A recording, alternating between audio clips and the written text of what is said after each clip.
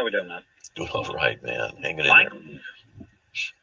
my question is in Act 2 and Acts 4, it says God planned and predestined the murder of Jesus Christ. Mm-hmm.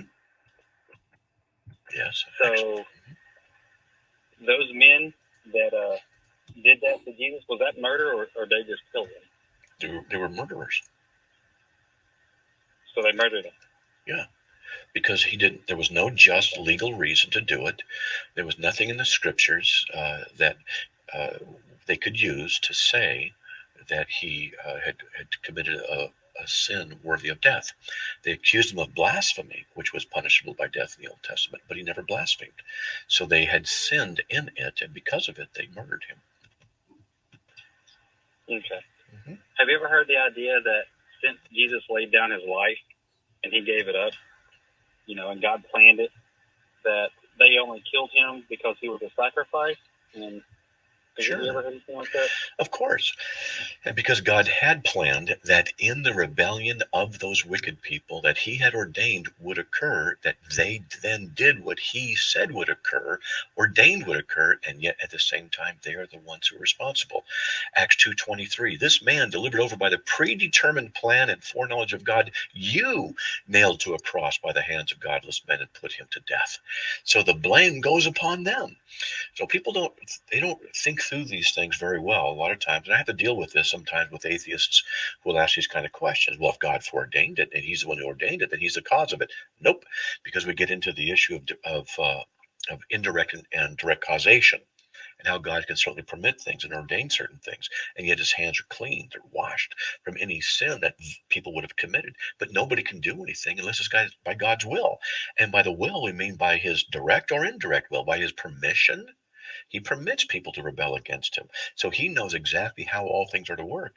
And also a lot of discussions have been had about this kind of thing in Christian circles. And largely we just say we don't have all the answers because we don't. We're dealing with the things of God. But we know what the scriptures say. God ordained it, yet they were responsible. And then how we work that out, that is worth a big discussion. Would you say the same thing as God planned it for Joseph and his brothers? Yes. It was more than just allowing. God kind of planned it to use that, right? Yeah, Genesis 50:20. You meant it for evil, God meant it for good. Now, how can God mean it for something? See, an illustration I give is you have a piece of paper and it's blank. There's no lines. There's nothing on it. In the middle, put a little dot. That's God. And then you draw a squiggly line out to the edge. And that's a potential universe with all the events that can occur into it. Well, this isn't real yet. God's just thinking about potentials. And you draw another one, another line out to you could draw 1,000 of these squiggly lines out to the edges of the entire piece of paper. And each one represents a possible existence, all of which events are included in each particular line. But these are all known in the mind of God. And on one particular line, a certain person does a certain thing because that's what they choose to do. But they couldn't do it unless God brought them into existence. They couldn't do it unless the circumstances that God brought into existence were there. But they could freely do it anyway. So God chooses one out of all of those lines of possible existences to come into existence, which means then everything in it is ordained. But yet at the same time, in that, the people do what they desire to do, but they can't do it unless God's given them the ability to do what they desire to do. But they can't even do that unless he's arranged that they exist in order to do it in the world that he created. So he ordained whichever shall come to pass. Ephesians 1:11. God works all things after the counsel of his will. But as it says in Acts 4:27-28, that these people, by the predetermined plan of God, they put Jesus to death. And yet in Acts 2:23, they're the ones responsible. This is a tough one, but this is how it works in Christianity. Okay. So you would say God can even plan and ordain sin to happen and declare it to happen, but in such a way that the men do what they want to do, but God's not responsible. So God's not fitting. That's right. Okay. Yep. Are you a Christian or what? Yeah, I'm a Christian. Okay. What church do you go to? I go to Grace. It's a Reformed Baptist church. Okay, good. Okay. So somebody just, had this idea.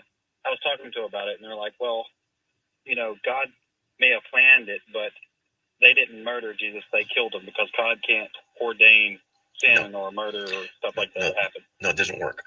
No, they don't understand. And with respect, I would tell people this. I just say to them, no disrespect meant, but you don't have a sufficient understanding of the theology behind the idea of ordination and causation in relationships.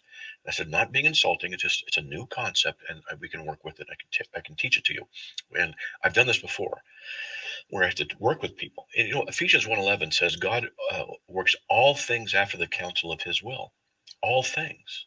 This means the atheist who curses God. This means the person who murdered that guy. It means the blessing of someone helping a little old lady cross the street. All of it is ordained by God. It works after the counsel of His will. But the ordination does not mean He has a direct hand on every event, because He's not going to force somebody to do something sinful. A lot of times these Christians don't understand this. God does not take your hand, put it on the gun, put His finger on your finger, and pull the trigger, then blame you. That's what they're trying to say. And when they say, well, it's not murder, it's just killing. Well, what they don't understand is God isn't the one who killed them. They did.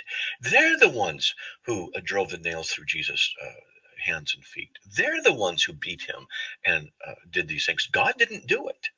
They're the efficient cause of their own actions. They are generated out of their own hearts and their own minds. And so they are the ones responsible for their own actions. Because if you're going to be consistent, they have to be consistent.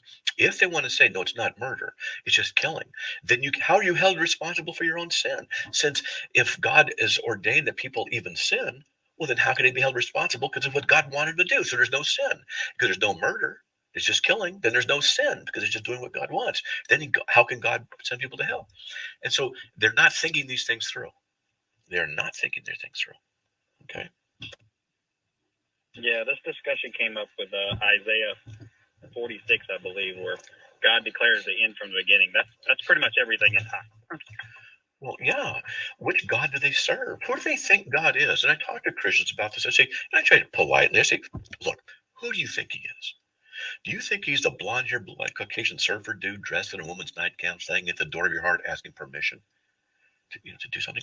Or is He the God who, from all eternity, knows all things that were potentially possible to exist, because they could only exist if He were to bring it into existence, and He had an infinite number of possibilities that He knew about and ordained one set?